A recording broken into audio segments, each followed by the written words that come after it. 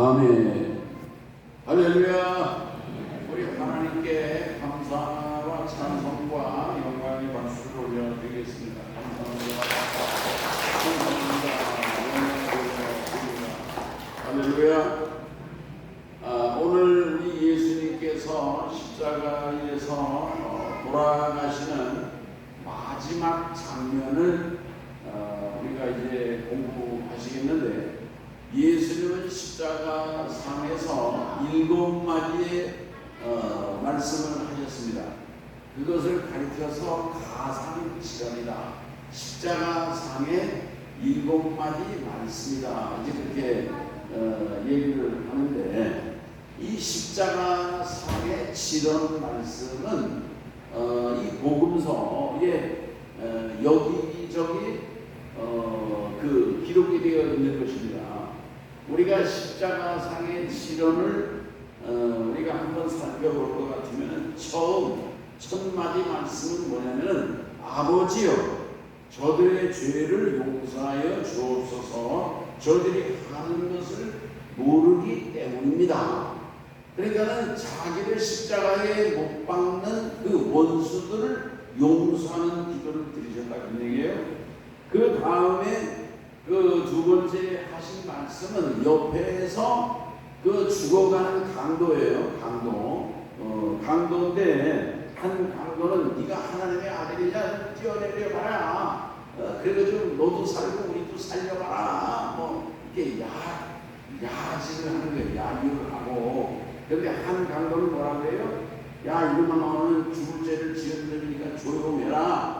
너와 나는 당연히 죽을 죄를 지었지만은 이분은 죄가 없으신 분이야. 그래서 뭐라고 해요?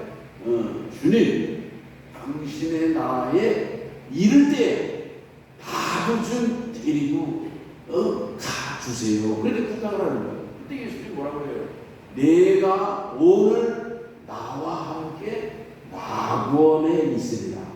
그 강도에게 구원의 은총을 베풀어 주신 줄로 믿습니다. 그 다음에 세 번째 하신 말씀은 뭐냐면요, 여자여 보소서 아들이니이다. 지난번에 말씀드린 것처럼 요한복음 19장 26절에 보라 내 어머니로다.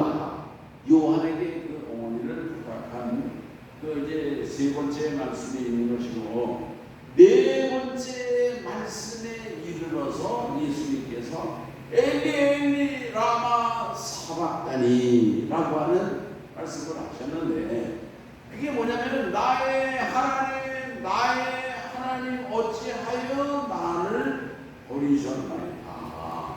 그런 그 하나님과 관계가 단절되는 아픔을 고백하는 그런 이제 네 번째 말씀을 하신 것입니다. 그 다음에 다섯 번째 하신 말씀이 사도 요한이 기록한 목마르다. 내가 목마르다. 그 다음에 여섯 번째 말씀이 다 이루었다. 그리고 마지막에 일곱 번째 하신 말씀이 아버지 내 영혼을 아버지 품에 부탁드립니다. 내 영혼을 받아주세요 하는 마지막 임종 기도를 예수님이 드리셨다. 그런 말씀이에요. 그런데 보세요. 이 7마디 그 십자가상의 그 가상치던 말씀 중에 요한복음에는 단 2마디만 기록되어 있다는 얘기예요. 단 2마디만 기록되어 있는데, 2마디가 뭐냐면요, 목마르다. 그리고 또 하나는 뭐예요? 다 이루었다 하는 이 2마디의 말씀이 기록되어 있다. 그런 얘기예요. 목마르다 하는 얘기는요, 얼마나 고통스러우면은 목마르다고 이렇게 울부짖는 그런 고통을 토로하셨겠는가. 그러니까 이 목마르다고 하는 말은 고통을 표현하는 말이에요. 그러나 여기 다 이루었다 하는 말은요, 이거는 승리자의 외침일 것입니다. 개선 장군이 개선가를 부르는 것처럼 예수님께서 승리하셨음을 선포하시는 그런 말씀이다. 그렇게 볼 수가 있다. 그런 말씀이에요. 아멘. 오늘 이 사도 요한이 이렇게 이를테면 육신적인 고통을 표현하는 목마르다. 다른 모든 말씀은 다른 복음서에 있어요. 다른 복음서에 있는데 이 사도 요한은 예수님이 그 육체적인 고통을 표현하는 목마르다라고 하는 말씀을 중요하게 생각을 하고 기록했다고 하는 것을 오늘 우리들이 한번 생각을 하면서 은혜를 나누고자 하는 것입니다. 좀 어려운 그 문제일 수도 있는데 이것은 뭐냐면요, 철학과 종교는 어떤 그 차이가 있을까? 어떻게 보면요, 불교는요 사실은요 심오한 철학이라고 말할 수 있는 것입니다. 심오한 철학. 여러분, 이 사도 요한이 이렇게 이런 중요한 육체적인 고통을 중요하게 이렇게 기록을 했는데 이것은요 그 당시에 영지주의자들이 있었는데 노스틱주의자들, 영지주의자들이 있었는데 영지주의자들은 어떤 사람들이냐 하면요 헬라 철학, 히랍 철학의 영향을 받은 이제 그런 사람들이거든요. 그러니까 이 영지주의자들은 뭐냐면요 정신, 영혼 이런 거는 선하고 좋은 것이다. 그러나 반면에 육체, 물질 이런 거는 악한 것이다. 그렇게 생각하는 이원론주의적인 그런 이원론자들이다. 이렇게 볼 수가 있는 것입니다. 이 헬라 철학의 영지주의와 우리나라의 불교 사상은 상당히 통하는 바가 있어요. 이 불교에서는 이 세상을 뭐라고 그러냐면 사바세계라고 그러거든요. 사바세계라는 게 그 의미가 무슨 뜻인지 아십니까? 사바세계라고 하는 거는요, 입으로다가 모래를 씹는 것과 같은 그런 고통을 이 세상을 사는 것이 사바세계를 산다. 우리가 살아가는 세상이 사바세계인 거예요. 그러니까 이 세상에서 우리가 시집가고 장가가고 결혼하고 애기 낳고 돈 벌고 이렇게 살아가는 거, 이런 거를 더러운 것으로 보는 것입니다. 불교 스님들은 결혼도 안 하잖아요. 이 사람들이 이렇게 막 뭔가 좀 이렇게 세상과 뭔가 단절하고, 사실은요 불교 사람들은 전부 여기 떠나가지고 전부 짙은 데에다가 산속으로 다 들어가는 거를, 요즘 절들이 교회를 닮아가지고 내려오고 그런 절들도 많이 있지만 사실 이게 다 이 사바세계를 멀리 떠나가고 그런 게 지금 불교의 이를테면 이제 가르칩니다. 그런 얘기죠. 자, 그래서 이 철학이 깊어지면은 종교처럼 돼요. 종교가 돼요. 또 이 종교가 또 심오한 철학에 탈을 쓰고 철학하기도 한다 그런 얘기예요. 자, 그런데 보세요. 이렇게 종교가 철학화하는, 이게 오늘 좀 얘기가 좀 어려운 얘기 같기도 하고 이 평소에 교회에서는 듣지 못하는 그런 말씀일 수도 있는데, 어쨌든 예수님이 십자가에 죽으시고 부활하시고 승천하시고 그 이후에 영지주의자들이 등장했던 것입니다. 영지주의자들이 등장을 해가지고 그 당시에 제자들을 막 흔들어 놓는 거예요. 그 제자들은 예수님과 함께 밥을 먹고, 예수님과 함께 예수님은 밥을 먹었잖아요. 죄인들하고 막 그냥 밥도 먹고 먹고 마시고 즐거워하는 그래서 막 욕도 먹고 막 그랬거든요. 그러면서는 뭐냐면 예수님이 사람이시다. 우리와 똑같은 사람이시다. 그게 사람이라고 그렇게 생각을 하는 거예요. 그러고 예수님이 무리를 부르시기도 하고 5,000명을 먹이기도 하고 죽었던 나사로를 살리기도 하고 그럴 때는 하나님의 능력을 보여주신다는 얘기예요. 그러니까 예수님이 하나님의 능력을 동시에 가지신 분으로 제자들은 그렇게 생각을 했다고 얘기해요. 자, 근데 영지주의자들이 와가지고서 뭐라고 그러냐면은 여보시오, 당신들 그 예수님을 보았다고 했는데 사실은 영을 본 거야. 육체를 본 게 아니고 헛개비를 본 거야. 헛개비. 예수님 발자국을 봤어? 발자국 봤냐고? 그러니까 제자들이 멍청해가지고요. 예수님의 제자들이 멍청해. 발자국은 못 본 것 같은데? 이렇게 흔들리는 거예요. 흔들리고. 그러니까 이 영지주의자들이 약점을 파고 들어서 제자들의 믿음이 흔들리는 것입니다. 그리고 그 당시에 제자들이 전하는 복음을 들었던 그 믿음을 가졌던 교인들도, 초대교인들도 영지주의자들의 영향을 받아가지고 예수님이 그 이를테면 인성, 사람의 몸을 입으신 것을 부정하게 되었다는 얘기예요. 그러니까는 헛개비를 봐봐. 예수님을 보기는 했지만은, 만나기도 했지만은, 그러나 실제 육체로 나타나시는 것은 아니다. 이렇다면 그렇게 해가지고 우리 기독교 복음의 사실성, 구체성, 역사성 이런 것을 요렇게 떼어내고 해가지고 이 온전한 복음을 생채기를 내는 그러한 이단 세력들이 있었다는 얘기예요. 아멘. 그래서 이 사도 요한은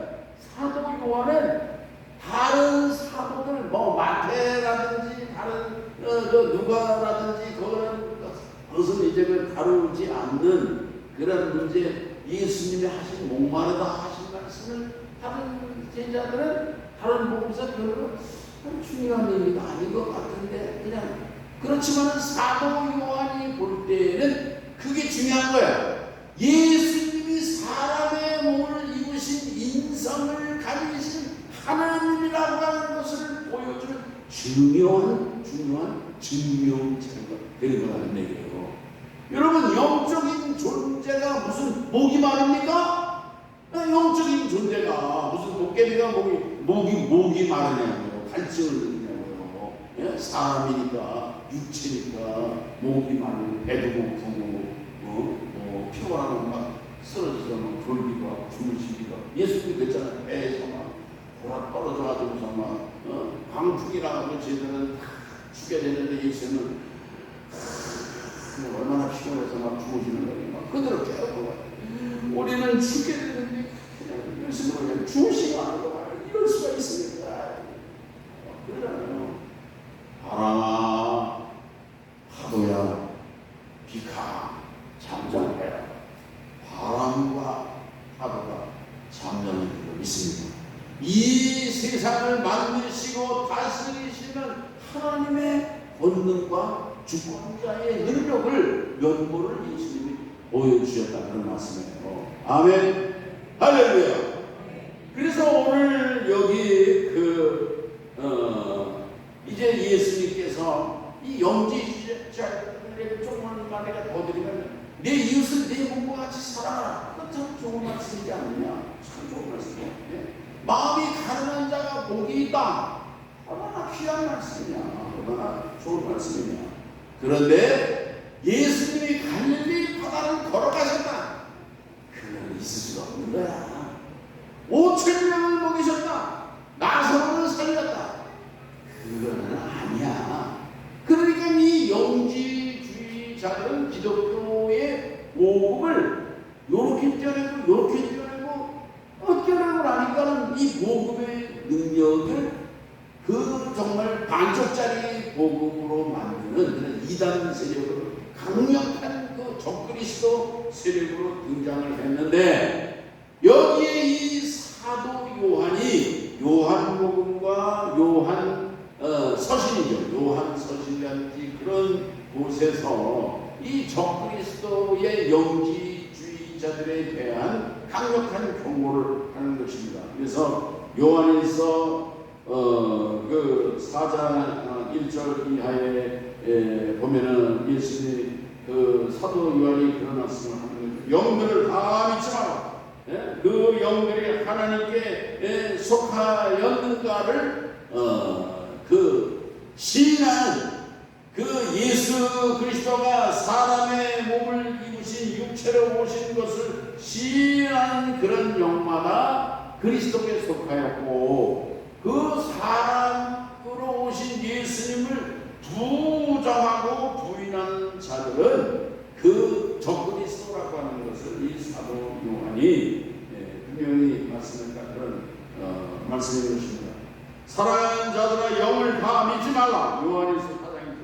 오직 영들이 하나님께 속하였나 시험하라. 많은 거짓 선지자가 세상에 나왔음이니라. 하나님의 영은 이것으로 알지니 곧 예수 그리스도께서 육체로 오신 것을 시인하는 자마다 하나님께 속한 것이요, 예수를 시인하지 아니하는 영마다 하나님께 속하는 것이 아니니 이것이 곧 적그리스도의 영이니라. 아멘.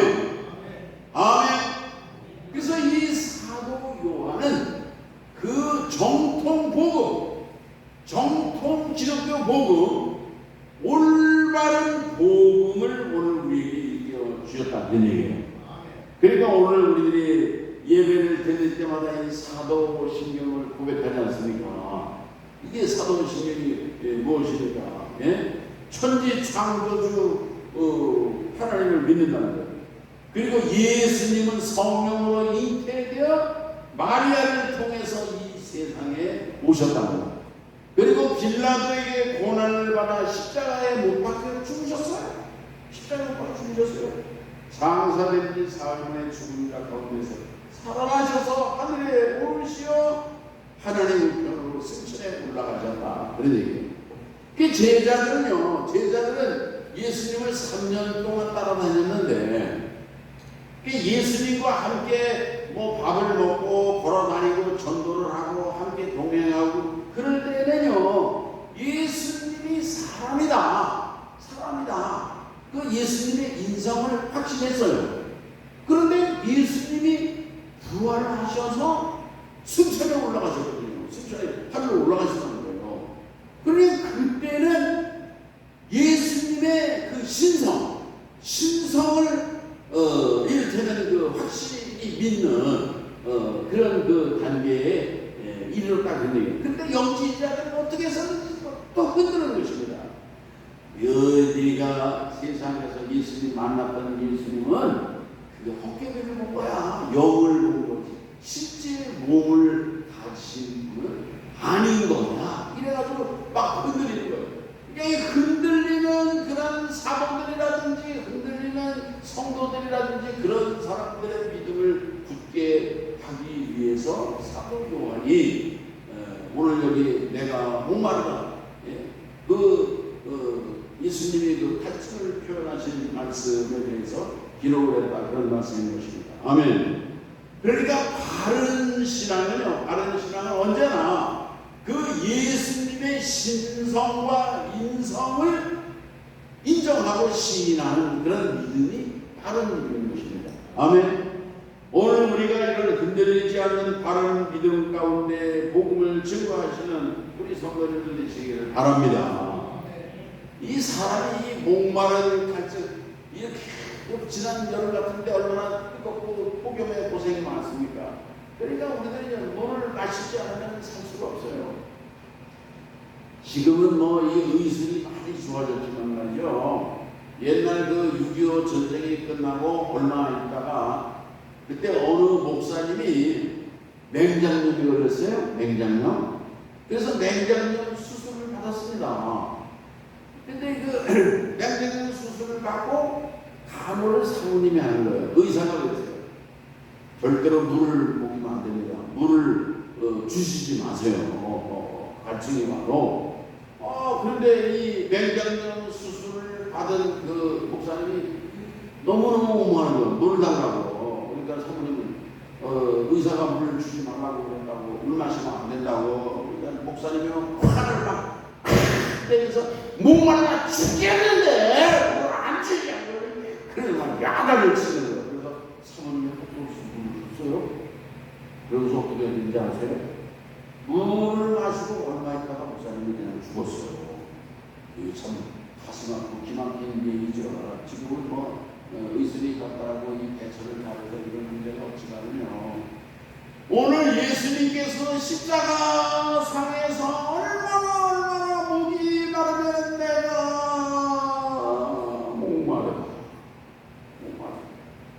이렇게 하시겠냐요. 예수님이 하신 십자가상의 침을 보면요, 자기를 원수를 생각하시고 용서해달라고 기도하시고, 옆에 있는 그 죽을 죄를 지은 강도에게도 구원하는 정을 베푸시고, 그렇게 이웃을 먼저 생각하시지 않습니까? 십자가 밑에서 울부짖고 안타까워하는 마리아와 그 이모, 그 여인들, 네 여인들이죠. 그 여인들을 불쌍히 여기시면 요한에게 요한아, 내 어머니가 네 어머니다. 어머니를 부탁하고 다 이렇게 이웃을 돌보시고 생각하시는 예수님이 마지막 고통의 순간에는 뭐예요? 내가 목마르다. 얼마나 갈증이 그 고통스러웠으면 목마르다라고 하는 그 갈증을 표현하시겠느냐. 그런데 그 얘기를 사도 요한이 십자가 아래에서 분명히 들은 거예요. 사도 요한은 십자가 밑에까지 끝까지 있었던 제자거든요. 그런데 다른 사도들은, 다른 제자들은 그 얘기를 마태 같은 경우를 중요하게 생각하지 않은 거죠. 그러나 이 사도 요한은 이 공관복음서가 다 기록되고 편집된 다음에 맨 나중에 기록된 복음이 사도 요한복음이거든요. 요한은 이 말씀이 예수님의 인성을 확증할 수 있는 중요한 말씀이다. 그래서 이 요한복음에 이 기록을 편집했다, 그런 말씀인 것입니다. 아멘. 할렐루야. 오늘 우리들은 예수님께서 이렇게 인성을 가지시고 그 십자가의 고통이 얼마나 극심하고 얼마나 아프고 표현할 수 없는 고통인 것입니다. 그런데 예수님은 또 한마디 더 하십니다. 이건 승리자의 외침. 오늘 우리들이 인생을 살고, 우리 권사님들이 이제 벌써 내가 이 교회 부임할 때는 뭐 60대 되시던 분들이 벌써 뭐 이렇게 막 60대, 80대가 되시고 그러니까 뭐 지금 90을 향해서 가시고 말이죠. 이렇게 되시는데, 인생을 우리가 이렇게 마무리할 단계가 와가지고 다 이거 내가 인생 잘 살았다, 그렇게 고백할 수 있는 분이 몇 분이나 되겠습니까? 이렇게 예수님처럼 승리의 외침을 얘기할 수 있는 분이 누가 있겠습니까? 사실은요, 오늘 우리가 살아온 인생을 보면 돈을 많이 벌었다, 돈 많이 벌어서 성공했다. 여러분, 그런데 돈을 많이 벌려고 그러면요, 부의와 부정, 뭐 여러 가지 수단과 방법, 그런 과정을 그게 다 도외시하면 돈을 많이 벌 수가 없어요. 내가 돈을 많이 벌게 되는 어떤 과정이 있다면 누군가는 돈을 벌지 못해서 문을 닫아야 되고 망하게 되고 눈물을 짜야 되는 그런 아픔을 겪는 사람들이 있는 것입니다.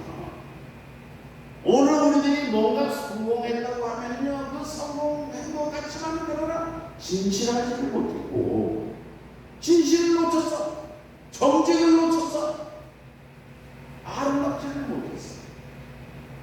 뭔가 성공하고 실질적으로 이런 것 같지만은 그러나 사실은 내용을 보면 부끄러워. 그러나 예수님께서 다 이루었다 하는 그런 말씀 속에는요, 예수님이 이 땅에 오실 때 십자가를 지고 죽으시고 대속 죄물이 되시려고 오셨거든요. 그런 그 하늘의 뜻을 이루기 위해 오신 분이 다 이루셨다고 하는 승리자의 외침을 다시 들어 것입니다. 아멘. 자, 그리고 이제 예수님께서 십자가에서 죽으셨어요. 이제 시체를 처리해야 하는 게예요. 자, 그리고 보세요. 로마 사람들은요, 십자가에서 죽으면은요, 사람이 죽으면 그냥 시체는 내버려둬요. 뭐 새가 뜯어먹든지, 뭐 개가 와서 뜯어먹든지 그냥 내버려둬요. 이 십자가의 그 사형, 그 집행을 당한 사람들은요, 어떤 경우는요, 일주일 동안도 명줄이 안 끊어지는 사람들이에요. 일주일 동안.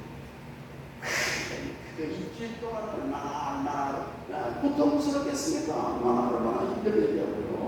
근데 유대인들은 사람이 죽으면은 해가 떨어지기 전에 시체를 다 처리하는 게 유대인들의 관습이거든요. 근데 예수님이 십자가에 죽으셨어요. 그러니까 이제 아리마대 요셉이 예수님의 시체를 달라고 그러잖아요.